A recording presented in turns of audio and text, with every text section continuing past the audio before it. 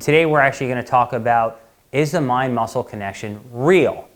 Well, let me answer that question physiologically and say absolutely it is. Like, there's literally a connection between the mind and the muscle. And how does that work? Well, if you look at your brain, on the outer region of the brain you have what's called a cortex. And on essentially laterally or right on the outside you have something called the motor cortex, right? Movement is motor, okay? And coming out of the motor cortex is an actual neuron, right? Neurons are the things that send messages throughout our body from the brain to the body. So you have a motor neuron that comes out of the cortex, it goes down to the spinal cord, and then a neuron from the spinal cord actually goes to the muscle. And that means that your brain sends a message to the spinal cord, that sends a message to the muscle, and it contracts. So in reality, there actually is a connection between the mind and the muscle. Now, what's important to understand is that every muscle doesn't just have one connection to the brain, it has numerous connections, right? In other words, you have very small connections and very large connections. What do I mean by that? Well, a small connection may have a few muscle fibers, and a larger connection might have a lot of muscle fibers, okay? But the point is you have lots of these connections from the brain to the muscle. Now, why is that important? Well, a really great paper by actually one of the guys who's I thought was a legend when I was coming up in sport nutrition and sport performance, and still is a legend, is Dr. Jose Antonio. And he actually published a paper in Journal of Strength Conditioning Research where he showed that hypertrophy, meaning muscle growth, is not uniform within a muscle. Okay, and we'll go into more detail of that in another question. But basically, if you look at the biceps, for example, right, you have the outer head and the inner head, or the lateral and medial head. If you look at the quadriceps, there's 4 different heads to the quads. The calves, the gastrocnemius, right, you have 2 heads. If you look, you can actually have more growth in the outer head than the inner head, right? In all these different heads, you can have non-uniform growth. So muscle growth is not as simple as growth uniformly across the muscle. It's very important that you understand that. The next question is, when you actually look within a muscle, there's functional compartments in a muscle. And that basically means that depending on the action that you take, different compartments of a muscle will be activated. So that means that truly you do have a capability to an extent to shape a muscle, to really craft it, kind of like the Greeks did with their statues. And part of that is crafted through this mind-muscle connection. So one of the guys who's really big on this mind-muscle connection is Ben Pakulski. And if you remember from the first generation iron, Ben trained with us in our laboratory, and we helped prep him for his contest, and it was his first Mr. Olympia contest. Now, Ben calls it intent. Basically, an intent is where you focus on the muscle and activate the main muscle first before any other muscles. We took him and we had him do normal leg extensions in the laboratory, and we hooked him up with electrical activity and measured the electrical activity in his muscles. And what do we find? We found that when he did leg extensions, that when he focused on the muscle, there was more activation in the target muscle, the quads, than when he just lifted normally, okay? And the thing about this is it's not a normal study. This was a professional athlete.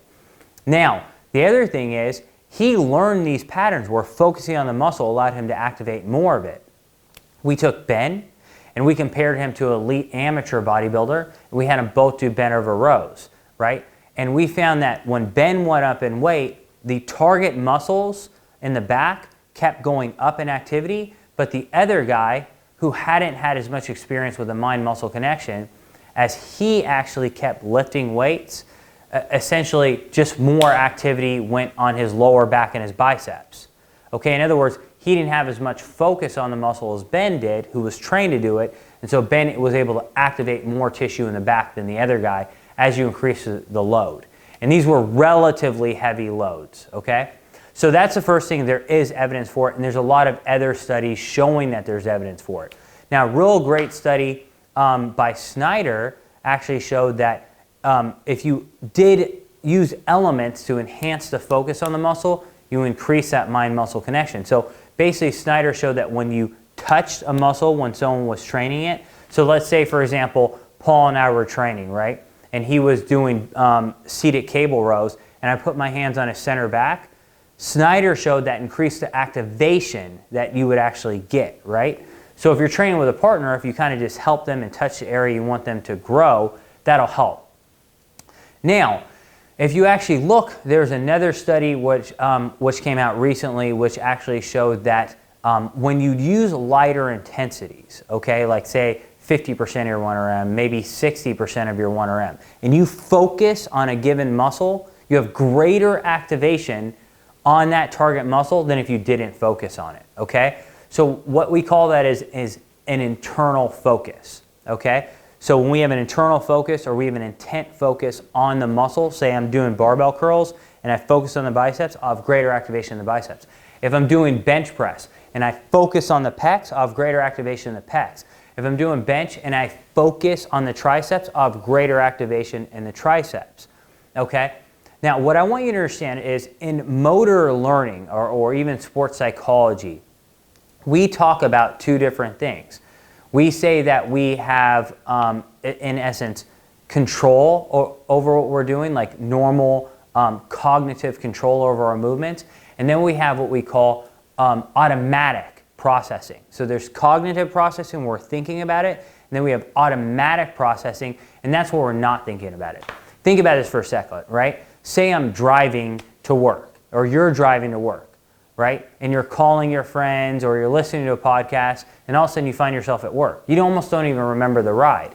You weren't thinking, right? You were not thinking about that drive. It was automatic, okay? Well, when we're in conditions of very, very, very high stress, a lot of times things default and we can't really think about all the control that goes into things.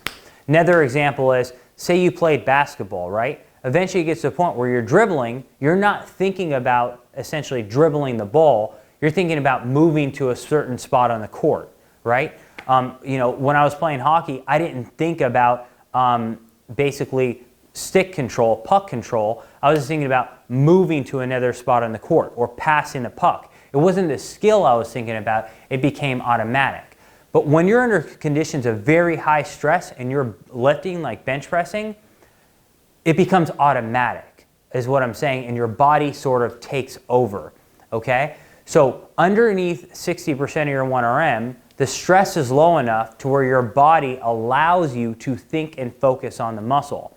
When you're at 85, 90% of your 1RM, you have no choice. Your body will essentially shut off the more cognitive processing and just say, I'm going to activate the motor units and the muscle fibers that it needs to activate to lift properly, okay? So what's the point? When you're lifting lighter weights, 50, 60% of your 1RM, the mind-muscle connection really works well. On your heavy days, on the other hand, you don't get any more activation in the pecs because your mind's fully activating the pecs anyway because it's under so much stress. But it's also going to fully activate the triceps and the delts at the same time. That's the main point. Now, what's the good thing? Let's have some take-home messages here, right, so you can apply them.